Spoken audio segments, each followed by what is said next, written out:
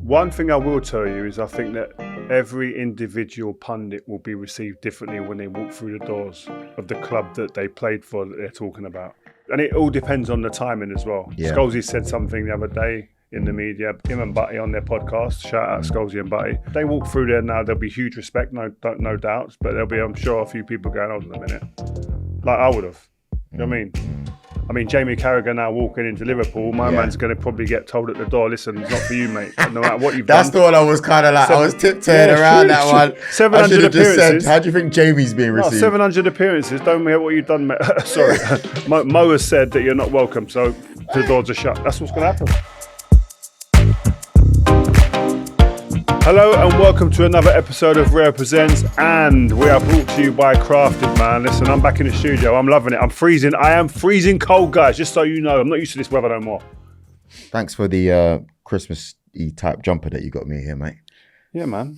At least we got the memo. Where's the other guy? Where is he? I don't know. He's in Manchester somewhere. Why are you not here? Lazy. Why am I not Lazy. Hey, by the way, was you up here on Saturday? Yeah, I was. I was. No, you know what it was, right? Remember you last time you saw Amorim on the tour with us, and I said to you, don't ask a certain question, and you asked it. I couldn't trust bringing you to Carrington. No way. I'm joking. You had a game Saturday, no?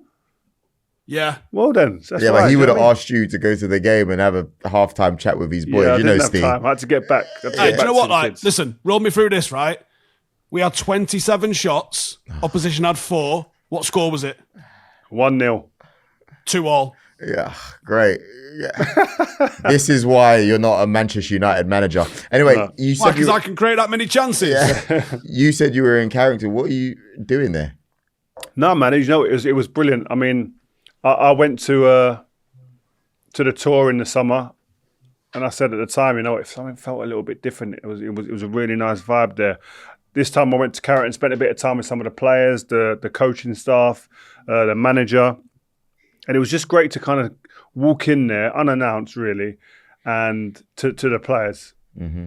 And it was just good to just see how kind of jovial and happy the atmosphere seemed. It was just a really light atmosphere, which it seemed to me that has carried on from the tour. And it's really weird, right? Because Man United are doing better than we did last season. But the temperature from the fan base and the media and whatnot is still quite a negative in some respects, in a lot of respects really. But being in the training ground allowed me to go and see what they're feeling like, right? And it was really, really just calm and just like comfortable with where they are and what they're doing at the moment. It felt nice. It felt really good to be there. And also, by the way, little exclusive for you guys, got to spend a little bit of time with someone who I've been pestering for, I reckon, a couple of years now to come on the pod. No and way. yeah, what, for a Meets? Rio Meets? For a Rio Meets. And I've got to say, man, it was an incredible insight we got. Any hints? Really opened up about like on topics that we didn't even think were on the table. Got names? Can't name names yet. And I got just some great tales and insight into the change room, what it's like there now. I know what it was like when I was there, and we always go on about, me and all the ex-guys, we always go on about what it's like when we were there, but it's different. These guys are doing it differently, and it was just great to get a little bit of insight into what it's like now. So I'm going to ask you more about that later on, because I know that people listening and watching are dying to hear. Quickly, I just want to ask, what's it like when you enter? Like you said, you're there unannounced. Obviously, the club knew you were going to be there, but the players didn't. Are you treated well, like reception-wise? Because I'm not trying to start something here, but I know that with some ex-pros and the criticisms that's online. I don't know if they're all going to be received well at their clubs, if that makes sense. One thing I will tell you is I think that every individual pundit will be received differently when they walk through the doors of the club that they played for that they're talking about. And it all depends on the timing as well. Yeah. Scholesy said something the other day in the media, him and Butty on their podcast, shout out Scholesy and Butty. They walk through there now, there'll be huge respect, no doubts, but there'll be, I'm sure, a few people going, hold on a minute. Like I would have. You know what I mean? I mean, Jamie Carragher now walking into Liverpool, my man's going to probably get told at the door, listen, it's not for you, mate. No matter what you've done. That's the one I was kind of like, I was tiptoeing around that one. 700 appearances. How do you think Jamie's being received? 700 appearances, don't care what you've done, mate. Sorry. Mo has said that you're not welcome, so the doors are shut. That's what's going to happen. What's that that about you and him on Twitter? Every season, right? It happens at least once or twice. Have you not seen the cycle? I see. Yeah. But you know what it was, right? I'm quite jovial and like it's a joke with me. Yeah. But there's Jamie, there seems to be, and you know what? If I show you my DMs, my man's talking to me like he wants me to come on his show and all this stuff, and then he comes and hits me like this, like with like personal stuff. I feel like Mo. I feel like Mo Salah right now. It's normal, it's calm, and then all of a sudden I'm sitting there going, hold on a minute, this was jokey vibes a minute ago, and now you're getting personal. I mean, and if I was to start getting personal, bruv, it could be lights out. I'm not that guy though, online. I'll do it to your face. If things are perceived to be a bit more personal, I think players take it in a bad way. And I've always used that as my kind of, listen, I don't want to go beyond that line. Don't want to make anything personal. So that's why I can walk into Carrington or any training ground around the world and feel totally comfortable. Because I know that I'm not personal with any of the players at all. True. And yeah, that's that simple as that. Yeah. Rio, do you have any pundits that were ex-United? Like, I'm trying to think if there was any on TV or anything when you were playing. Was Robbo ever critical, or was there any of them like ex-United that was critical of you when you was playing? None of them were on any of the big platforms like Match of the Day. We were winning as well, so it was like, what are they really going to say? Do you know what I mean? That's the big thing. So it's very different, and that's why I always try and consider when I'm talking about the current state of affairs at the club. The environment and the atmosphere is very, very different. And I think Ruben Amorim's comments yesterday were really, really good in that he was speaking about the relationship with the media, especially the ex-players and the legends of the club. And he was saying, listen, a lot of them have expectations and view the club and judge the club based on our time there, where it was very, very much a winning environment, much easier to work and navigate things in that respect. And they're not looking at it from a point of where we actually are right now. And I think that's a really good point from Amorim when he could have come and back and clapped back, but he was very, very measured and calm in his response. I thought it was a good response, to be fair. Yeah. I didn't like his comments on the youth players, though. What did he say? Well, he sort of dismissed a little bit of like Mainoo's basically. He lumped him in with Collier. He said, look, these lads have gone out on loan and they're all struggling. Collier's struggling. Like, Cheeto's not getting a lot of games, but Harry Hamas has just won player of the month. Yeah, he got that one wrong, didn't he? I'm not having that in the slightest. And also, I think the framing of that, I don't want to always throw everything back to Sir Alex, but Sir Alex would have been like gassing these lads up about the future that they've got, and they've got a place. Even if he's not playing them, he's gonna gas them up. Whereas, why would you as a young player want to be going to United when they've got a manager that's not playing youngsters that he's got, slagging off the ones that are doing well when they're out on loan in a championship in a team that's in an absolute disaster? Wednesday are doing bad. Like, Hamas is doing bits. I really didn't like that. Hamas is doing well at Sheffield Wednesday, a team struggling in what division? Championship. Yeah. Man United's a different problem. Yeah, but I'm saying they had him here. If he was good enough, he'd have been playing. It's not like it's a position where you're going, it's Bruno's position, where you've got a perfect player playing there. There's room for improvement in left-back area. And Hamas was there. He's factually not struggling. He's just one player of the month. Yeah. No, I know. But he might have made a blanket statement, but then one player gets missed. How many people do that? I don't think you could hang him for that one statement. I just think he shouldn't have mentioned the young players at all. I thought that was strange, if I'm honest. Like, I think because the young players at Man United are synonymous with young players. That's just a fact. So there's no getting away from it with him. There isn't. And also, you look at Kobbie Mainoo, right? I look at Kobbie Mainoo and people keep... I want him to play. I want him to be in a team. But he's probably got the two hardest positions right now to get into, because it's Casemiro when he plays, we're better. The stats tell you that. Your team, when you look at it, it tells you that. And Bruno Fernandes is the best player. And direct competition, his direct competition is Bruno. So it's difficult for him. When are we just going to make a decision that Amorim doesn't fit Man United? Anyway, moving on. Squeaky bum time at Arsenal. What's going on, man? Joe, what's going on with your club? I thought we were skipping this. I thought we were skipping this section today. Look, it was one of those games, innit? It happens. You know, like, you're gonna have 2 or 3 of those games in the course of the season where it just doesn't go your way. It wasn't a great day. But the difference is, 2 years ago, maybe 3 years ago, we would have either drawn the game or lost it. Yeah, I agree. So there's no defending it. I saw the group chats popping off, especially when they had equalised, etc. And I thought to myself, oh my gosh, this is not good news. Ste was quick. I ain't seen Ste so quick. Joel. What? Wolves have just scored 3 goals and lost 2-1. Yeah, I know. Own goals. I get it. You know what I mean? Like, it happens though, man. Champions elect, yeah. You was winning everything about 4 weeks ago. If I'm Rob Edwards, I'm going, all right, boys, this is the big one. Last week, we got battered by Man United, right? Let's show top of the league what we can do. Let's show people that we deserve to be here. And I think it was an organised performance. They had 11 men behind the ball throughout the majority of the game. We had like 91% possession, yeah? No, it's the truth. We had the ball the whole time. And it was really difficult to break down. Like the paddock. Saying that, I do think in those kind of games, that's where you want to start Ødegaard instead of Eze. Because Ødegaard's able to, when you got so many men behind, like just blocking it basically, he's able to weave through and find those passes, which is not Eze's strong point, if I'm to be honest with you. What? Nah, not like Ødegaard. Not like Ødegaard. It's the truth. No, you just said this. That's not Eze's strong point. It's not if you compare it to Ødegaard.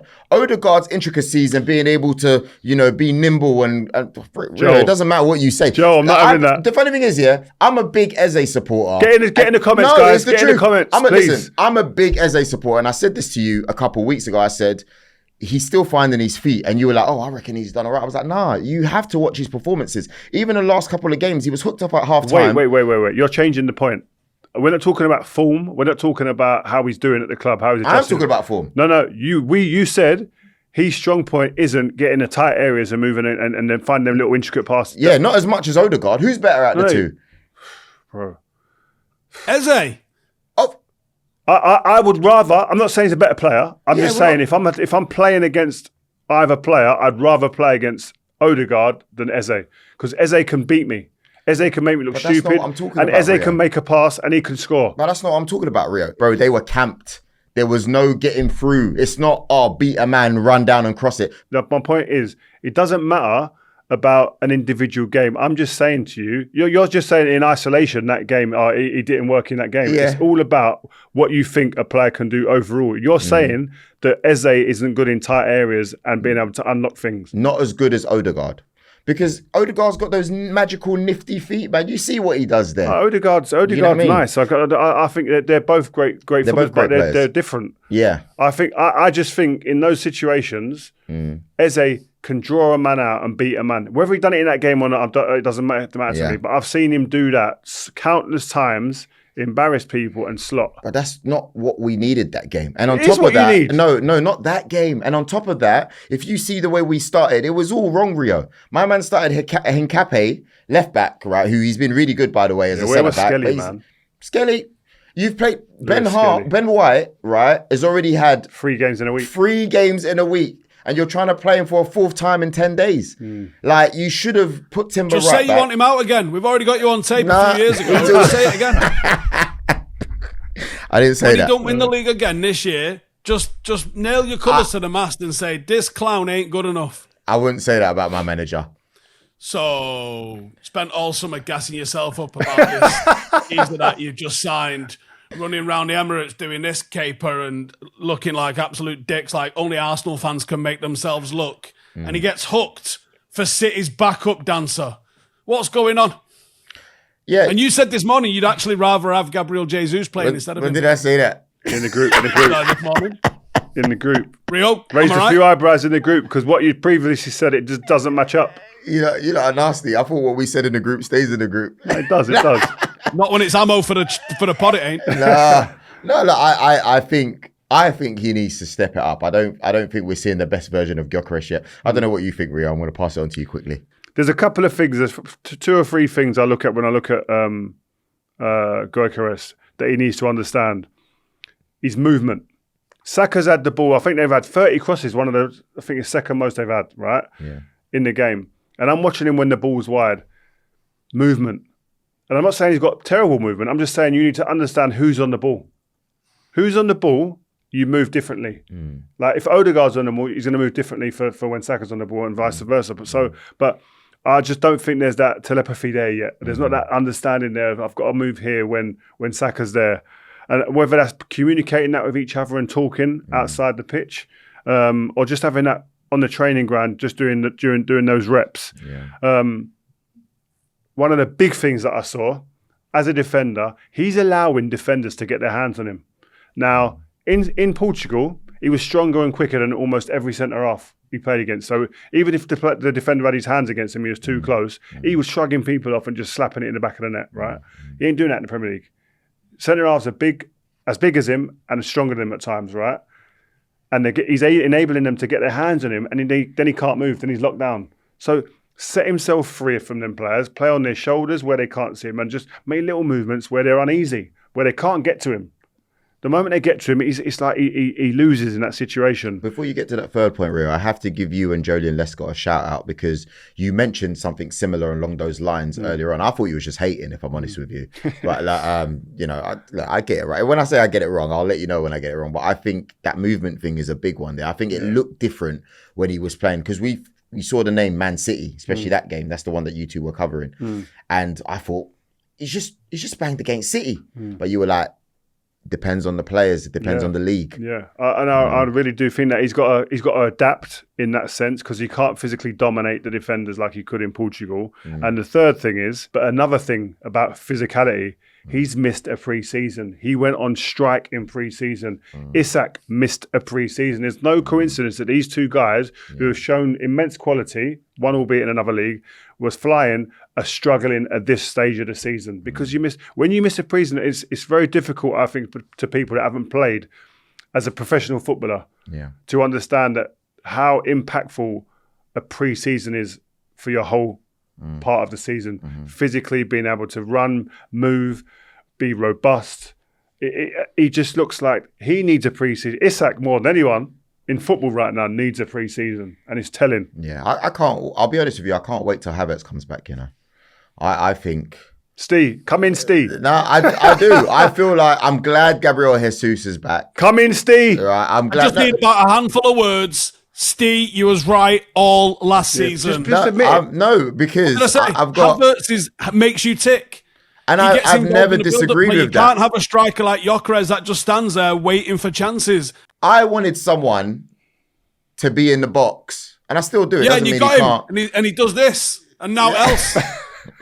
It's this, Steve, by the way. You got it wrong. Gets about a shot a game off. Yeah, look, man. I just it's good to have options, and I'm really glad that Gabriel Jesus is back as well. And I think, look, before he got injured, he was in great form. Now, obviously, whether it was an own goal or not, he was in the right position at the right time, and we're going to need him. Anyway, back to Saka, star boy, world class. Basically got about the same goal contributions per 90 as Casemiro. Has he? In the Premier League. I'll be honest with you, Steve. Absolute myth of a player. If you brought this up 3 weeks ago, Steve, you might have had a little bit of a case.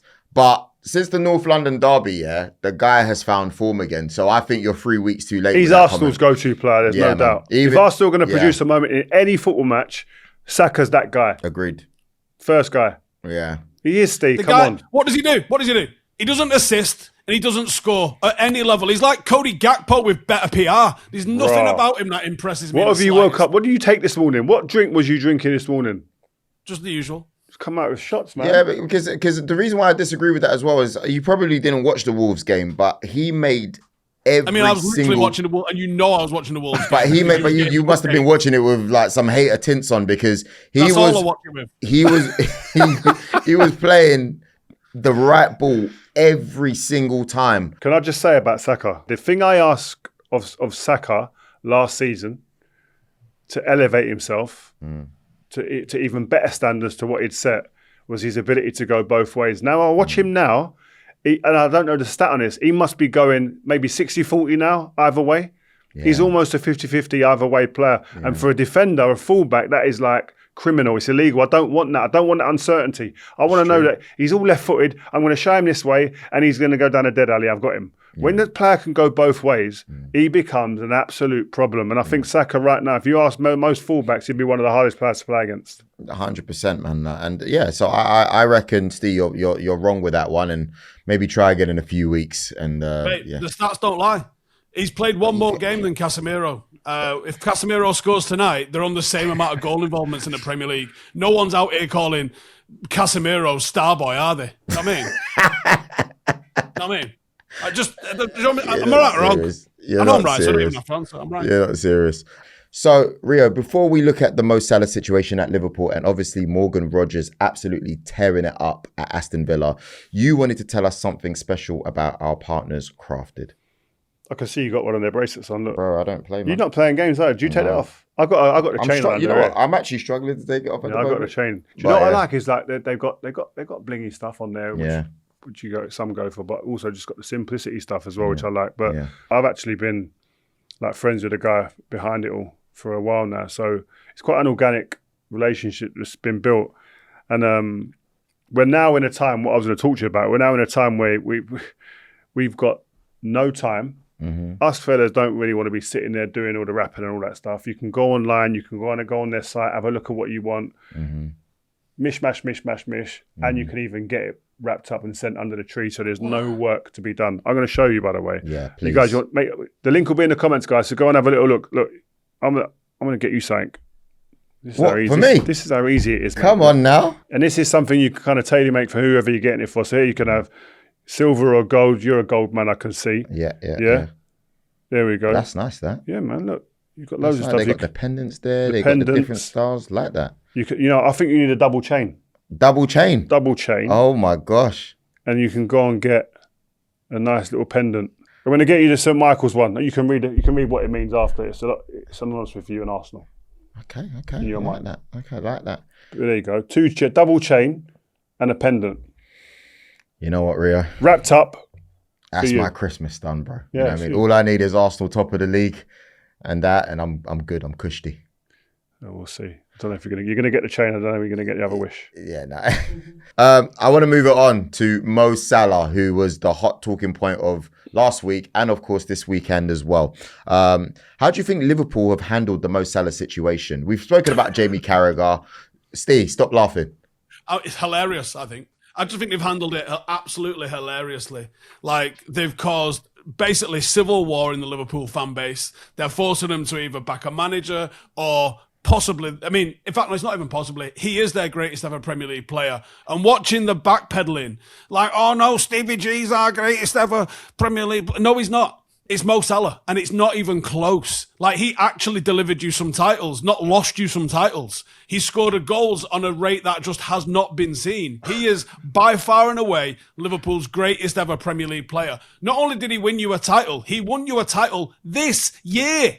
Without his goal contributions, this isn't someone that's 5 years past their best. That someone went through a bit of a slump in form because your new manager was out too busy DJing rather than concentrating on his job, figuring out how he's going to retain the title. Has come back in, spent $500 million, totally upset the apple cart, bought 2 strikers when he didn't need one, has just completely fucked it up. Do you know what I thought was really nice to see the fans, the support they gave him at Anfield? I think there's a lot of noise outside on social media that sometimes people take as the gospel, and then you go into the stadium where the fans are going week in, week out, and they're not. I'm not saying they're better and bigger supporters because they go to the stadium, but it's a real indicator as to what the fan base is probably thinking when you look in the stadium. And the support he got was amazing. He'd done a lap of honour before he left because he's going to the AFCON. It was just really nice to see. I don't want to keep talking about Jamie, but Jamie was like questioning whether the fans would love him or not. I was like Steve said, he's the top goal involvement man in the Premier League history. Forget any other players above Wayne Rooney, Alan Shearer, all that. He's done an unbelievable job here. Represented Liverpool in the best way possible. He's probably been I wouldn't say trouble, but he's had probably moments where he stepped out of the boundary lines probably 2 or 3 times in his whole career in 8 or 9 years at the club. He's been a model professional football player. I saw Ekatike talking about him.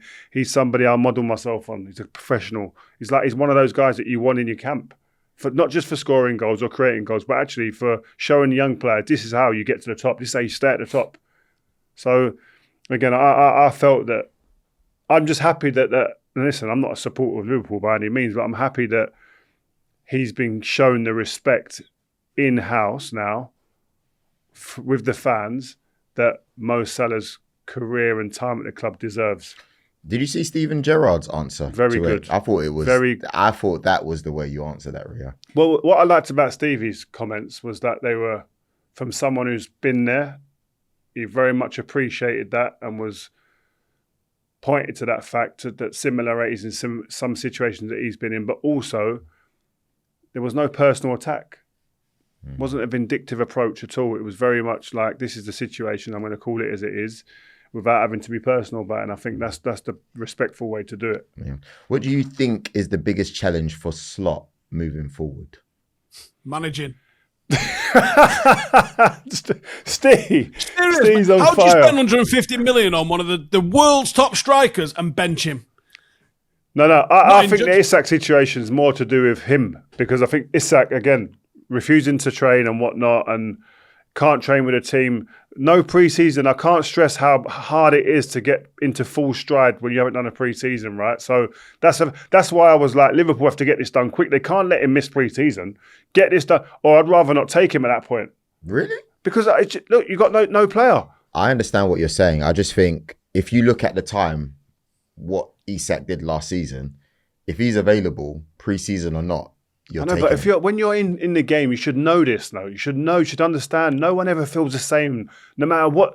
There's going to be an odd player here or there that misses a preseason and comes in and flies. Right, that can happen. But in the main, you miss a preseason, you are fucked. I'm not having these excuses. No, I'm telling you, Steve. You can say that. Would get excused for signing a £135 million player from the same league and needing this entire settling in period. No other club gets these excuses. None. I'm not giving them an excuse. Slammed for it. I'm not giving them an excuse. I'm just saying. I'm saying it's terrible. Like that.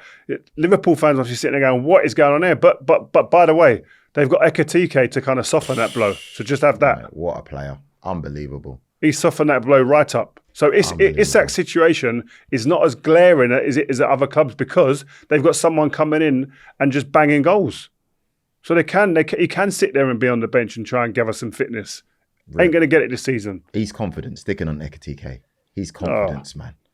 There's a World Cup, in the summer, just in case you didn't know. You know? No, Ekitike's sitting there now and going to the manager slot. Listen, you dare 9. Take me out. Go on. You take me out if you dare. And these are the problems that he gets. Yeah, and that's the difference. Last season, he had a very settled team last season. Didn't have to rotate a lot. Had a really settled team. And he had, if players that weren't playing most of the time, probably other than Trent, most of them were saying okay, I understand. That's the role that I play. Mm-hmm. Whereas now, he signed 4 players who all think they or are expecting to play every game. Yeah. And there's more players in that team who are going, I should play as well. I won the league last year. How are you going to bench me? So it's a different type of management now. We're asking him, can you manage? It's true. So he's there. He's yet to answer those questions. Yeah, if you're McAllister, you're thinking, what the heck? Did you ever miss a pre-season? I don't think I did. I didn't miss a whole pre-season, but I missed 3 or 4 weeks, and I'm playing catch up. And I'm having a panic attack every day, going into games, going, I'm miles off it here. Physically. And again, whether I think I'm good enough as a footballer, that's not the doubt. But if I'm physically not good enough and I'm not at the level I need to be, I'm not going to hit the heights that people are accustomed to seeing me at. Mm-hmm. So, and then you are playing that catch up. If you've done a good amount of the pre-season, you've got a chance. But if you missed the whole pre-season, we can do all the running you want to do on your own. You can fly about, you can run mountains, you can run in the desert. Up flights of stairs in the stadium, you could do the lot, right? But if you miss training with a team and doing what the team do and the functional stuff and seeing the right looks every day in training, trust me, it's an uphill task. And that's why we probably have to give an extra shout out to someone like Reece James, who has had a horrendous list of injuries, but yet his level seems to have gone even higher. Reece James's issue was always just playing continued football. Yeah. I've never sat here and doubted Reece James' ability. I don't think many can with what you see. If he put out a compilation of his passing, his assists, etc., he's up there with the best right backs in the world, right? Yeah. His only issue was his availability. Mm-hmm. He's now playing games, and you're seeing now. Hakimi's the only one I put on the same level as him. Hakimi, for what he's done last couple of years, is playing at a level I think where he's been on his own. But Reece. Yeah, no one else is near him after that on his own. Agreed. Aston Villa. There's a lot of talk about them recently because they've won 9 games in a row in all competitions. The most informed team in the Premier League. Are they in the title race? Yes or no? Yeah, they have to be. Do you not think they are? Not really. I look at their last 3 seasons and they haven't... Forget 3 seasons. They haven't amassed more than 70 points. I don't know why you're sniggering, Ste. What's that got to do with anything, by the way? Because you lot let Leicester go and win the league when they nearly got relegated the year before on your watch. So the last 3 seasons means cock all, mate. It was longer than 3 your seasons. Your last 3 seasons, you came second. And what? Yeah, but How about win one? But you could see the progress. You see with them, if you say they might win Europa, I'll take that because obviously that's Unai's competition. But in the Premier League, I don't even think their squad's big enough. In a title race. They're 3 points off you and they beat you. They beat you again. That means they go above you. My only concern with them if you're comparing you guys and City are the only ones that have experience of winning and know how to do it. So that puts them at an advantage. City and Arsenal both have deep squads. Like you're missing Jesus, Havertz, but you've got Gyokeres who's sitting in there, or Moreno can go and play up front. Yeah.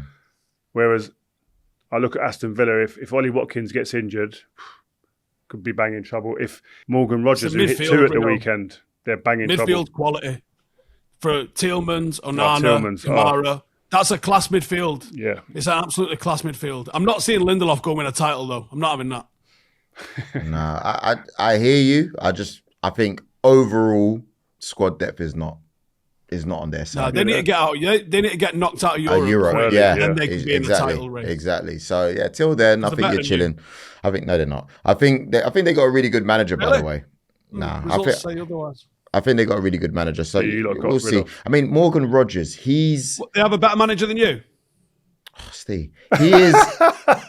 Do they have a better manager than you? Joe's getting wound up. Morgan Rogers. Simple question, isn't it? So it's a yes or no, really. There's not really shades of grey here. No, he's not. He's not.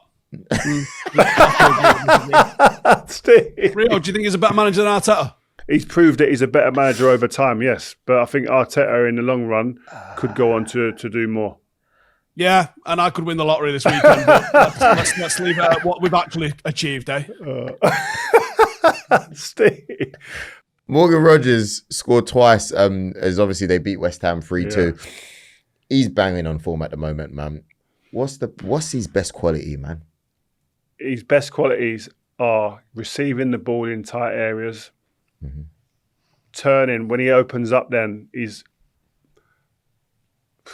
I think he's almost impossible to stop at times. But if he gets going, if he gets motoring, he's got a great frame, beautiful balance on both sides.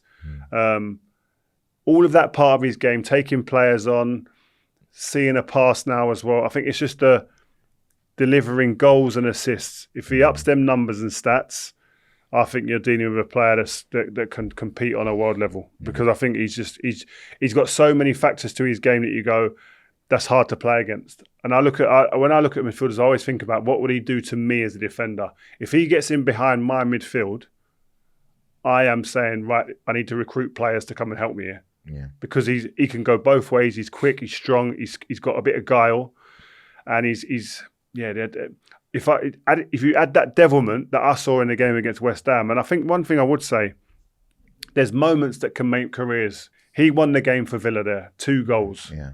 Unbelievable goal. That game, normally in those moments, Villa in the last 2 or 3 years have been looking to one player really, Ollie Watkins. Yeah. They were looking to him. Yeah. And there's a moment where you go, I can be the guy, and then you acknowledge that and go, every game, right, when you get it, when we need, you give it to me.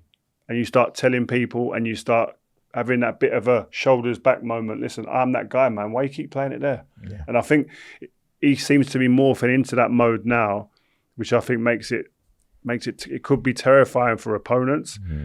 And he's going to be causing Thomas Tuchel issues in the summer, I think, if he continues this form. Yeah, I mean, his numbers and stats are really good this season. We should actually pull him up. Like, you know, it's been really impressive. I think he scored more than Gyokeres, actually, from my memory. But don't worry about that. Yeah, obviously, Unai than your star boy has as well. Unai Emery, Unai on Rodgers, he said he's growing up quickly and has a huge mentality now. Obviously, we know Unai, he's worked with the likes of Mbappe, Neymar, Thiago Silva at PSG. That's big words, man.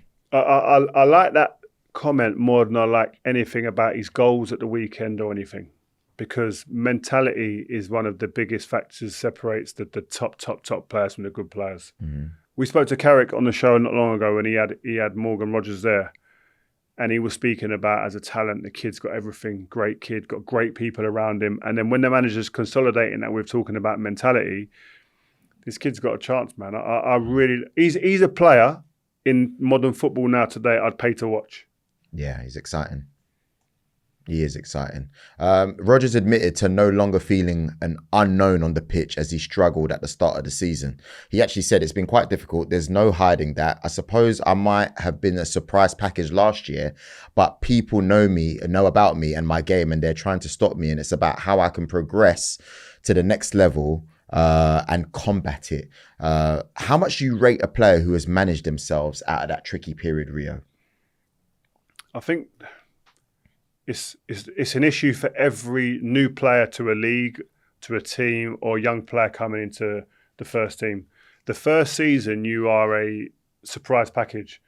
So you're never a talking point unless you're a Wayne Rooney or Michael Owen or an Mbappe or someone like that. You're not a talking point in any way, shape or form other than he's inexperienced, get at him. Mm. You do some crazy stuff, you put your name on the map. Second season round, every one of those players that you faced last season, who were surprised to see you, have done a bit of homework on you. And then looked at your weaknesses, looked at your strengths, and now are approaching you differently. So Morgan Rogers last year, he could get the ball in that little 10 or 8 position, turn, face the opposition, and start running and getting full steam ahead. Because no one knew who he was. No one really knew what his biggest attributes were. Hasn't proved it in the Premier League yet. Mm. After last season, had a really good run, exposure. This season, he gets the ball in them 8-10 slots now. People are going, you've got to get to him quick, slow him down. So what have you got now where you're getting put in more tight situations? What are you now going to bring to the table? What offerings have you got? What have you worked on? What have you seen that you can go, okay, it's tight now. I've got to do this shift and maybe play a few bounce passes. And then they'll step off me again, and then I can turn and start running again. These are the little conversations and little things he's got to work out to the jigsaw puzzle. Mm-hmm. And the best young players or the best players that are new to a team or a country work this out quickest, and he seems to have done that this season. Did you ever go through that yourself? Like, obviously, you know, at one point you're an up and coming known centre back, but when did you become Rio Ferdinand? Do you have any of those examples? No, I remember playing against Coventry. I think Dion Dublin said to me coming off the game, and I actually played centre midfield in the game. He said, "Wow, it was Rio. That was class," and give me my props.